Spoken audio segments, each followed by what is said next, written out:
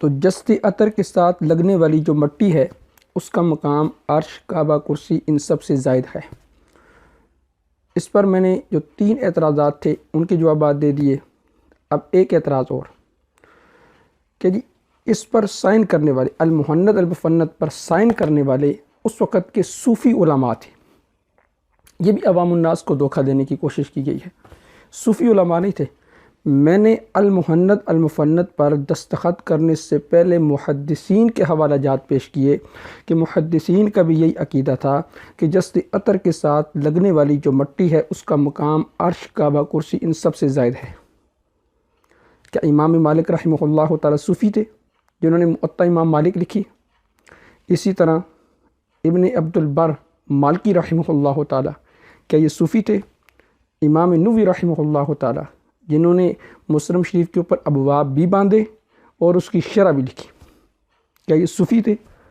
اسی طرح امام سمہودی رحمہ اللہ تعالی جن کے حوالہ جات جناب اپنے پمفلٹ کے اندر دیتے ہیں، کیا یہ صوفی تھے؟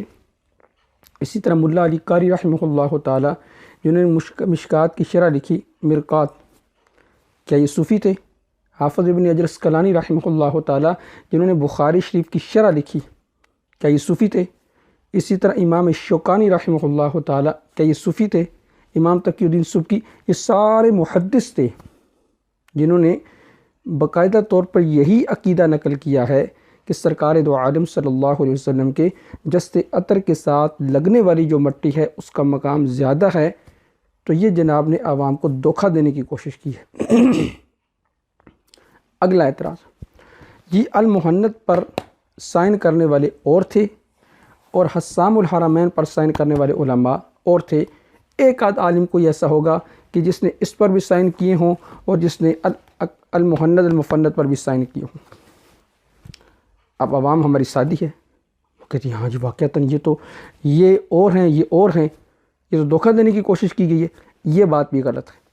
اکثر علماء جنہوں نے حسام الحرمین پر سائن کیے ہیں ان میں سے اکثر علماء نے المحند المفند پر بھی سائن کیے ہیں۔ کیوں؟ اس کے ذریعے دھوکہ دینے کی کوشش کی گئی اور اس کے ذریعے حقیقت ساری واضح ہو گئی۔ مثال کے طور پر شیخ محمد سعید، انہوں نے حسام پر بھی سائن کیے، المحند پر بھی سائن کیے۔ شیخ محمد عابد بن حسین مفتی مالکیہ، ان کے سائن حسام الحرمین پر بھی موجود ہیں، المحند المفند پر بھی موجود ہیں۔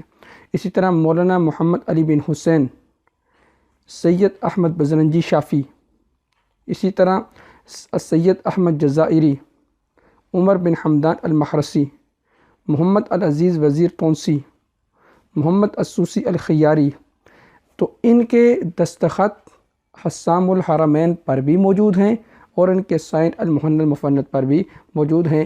لہذا عوام الناس کو یہ دھوکہ دینا کہ ایک آدھ عالم تھا جس نے وہاں سائن کیے ہیں اور ان میں سے ایک آدھ عالم نے یہاں سائن کیے ہیں، باقی کسی نے سائن نہیں کیے، یہ بات بھی غلط ہے۔ آخری بات، حدیث میں آتا ہے احب البلاد الی اللہ مساجدہا، اللہ کے نزدیک سب سے محبوب ترین جگہیں مساجد ہیں، تو جست عطر کے ساتھ لگنے والی مٹی اس کا مقام عرش، کعبہ، کرسی سے زائد کیسے ہو گیا؟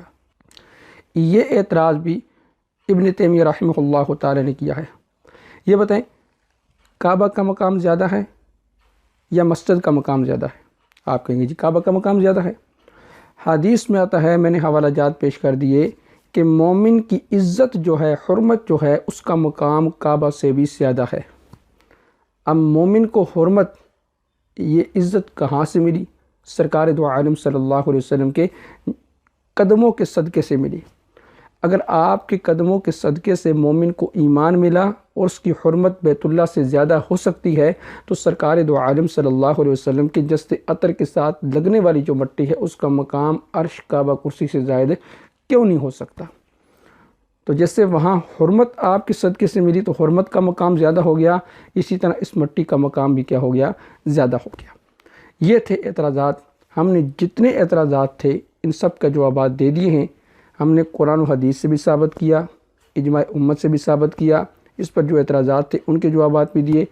اب جس کا دل چاہے وہ بات مانے، جس کا دل چاہے وہ نہ مانے، ہم نے دل کھول کر بلکہ دلائل کھول کر ہم نے لوگوں کے سامنے رکھ دیے۔